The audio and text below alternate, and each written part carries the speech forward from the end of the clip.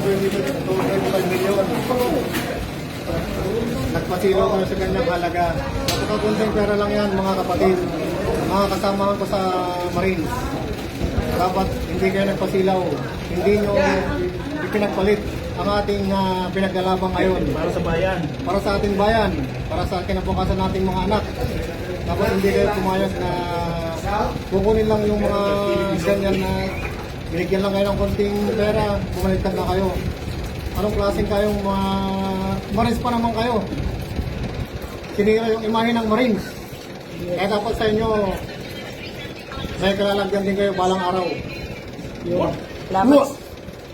Magkita-kita pa rin tayo mga kapatid. Salamat, sir. Wala pa kayong naramdaman itong mga nakarang araw na parang may something na sa mga kasamahan yung apat? Nung nakarang araw, yung dalawang kasama namin, talagang nararamdaman namin kasi kakaiba na yung mga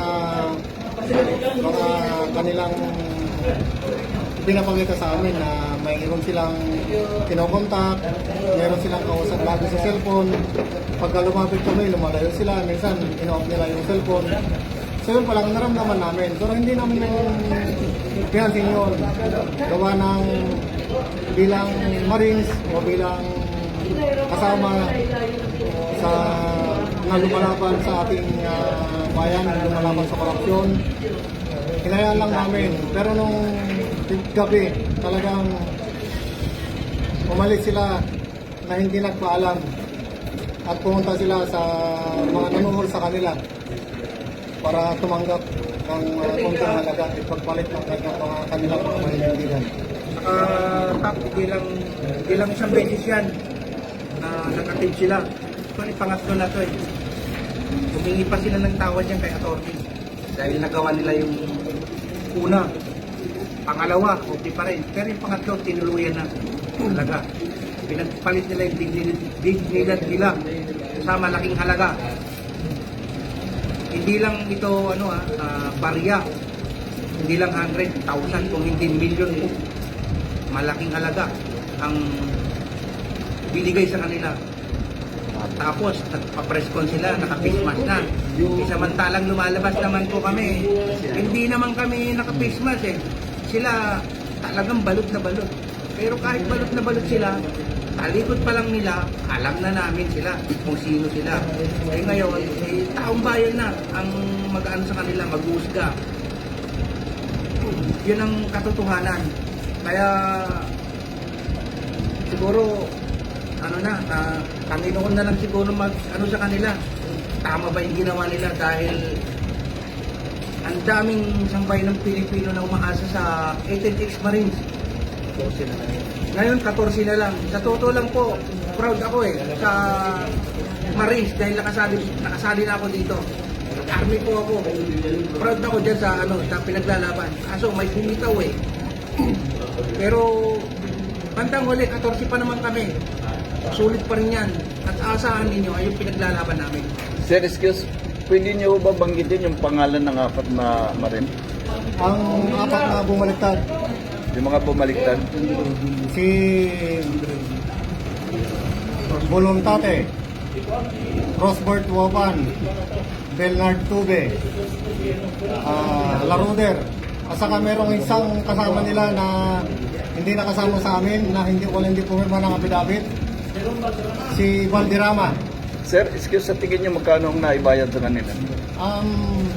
Yung sa ebidensya namin na lagi nilang inano sa amin, sinesend or yung mga sa 25 million. Ilalabas din namin yung mga video call namin. Nakakausap namin yan si Police Master Sergeant Calleja.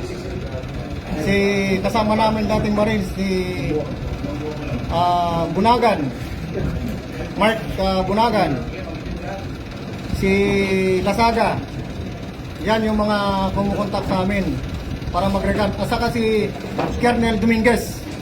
Lahat ng mga ebidensya namin ipapakita namin. Sir, gaano po ba katotoo ang ipinos ni Trillanes na wala na raw kaso ang apat na Marine na bumaliktad? Kaya po bumaliktad po mga yan. Dahil ang prinomeso sa kanila ay mawawala yung mga kaso, mabibigyan sila ng malaking halaga, at manahimik na lang sila. Yun yung mga pinomeso sa kanila, ng mga sumuot sa kanila. Okay, maraming salamat, sir. Sir, sinabi po nila sa kanilang interview doon sa mga ABS-CBN, GMA, sa mga TV network, gaano po katotoo yung sinabi nila na dahil daw may promesa si Atty. Levy Baligod kasama po yung kanyang asawa na hindi naman daw po natutupad. Alam niyo po katotoo ma'am, yun, sir? yung sinasabi nilang promeso ni Senator ni Baligod, hindi po yun totoo. Dahil po sa kaming lumapit sa kanila, lalong-lalo kay Atty. Baligod, upang mailahad ang katotohanan na lantarang korupsyon na nangyari dito sa ating bayan. Kami po mismo ang lumapit, hindi ko nag-offer sa amin si Atty. Baligod ng mga pera or ano. Kami mismo ang lumapit. Kaya yung sinasabi ng apat na yan, puro po kasi sinungaling po yan. Puro po sinungaling mga yan. Bayaran ko yung apat na yan. Palilima po sila. Kaya huwag po kayong maniwala sa kanila. Sana yung mga pamilya nyo ngayon, lalong-lalo na ikaw, technical sa rin voluntate. Retired ka pa naman na Marines. Pero anong ginawa mo? Nirecruit mo pa yung tatlong kasama natin na lumalaban talaga sa katotohanan. Anong klase kang retired na Marines? Kapwa ka naming Marines, pero anong ginawa mo? Sinira nyo yung imahe ng Marines. Kahit sabihin natin na hindi tayo tawag nito, yung talagang sinusuka ng Marines, pero yung puso't damdamin natin, Marines pa rin tayo. Kasi naghihirap tayo lumaban tayo sa bayan. Nagserbisyo tayo bilang sundalo. Once sa Marines, always sa Marines. Marines pa rin tayo. Kaya sabihin nila hindi ka Marines, pero tingnan magka-halongkatan man ng papel.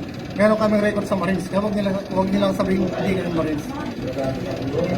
Kaya masasabi ko lang sa apat, sana yung pamilya nyo, mga kapitbahay nyo, mga kapamilya nyo at saka mga kaibigan nyo, hindi kayo bubulihin sa ganitong ginawa nyo na pagtalikod sa ating pinaglalaban.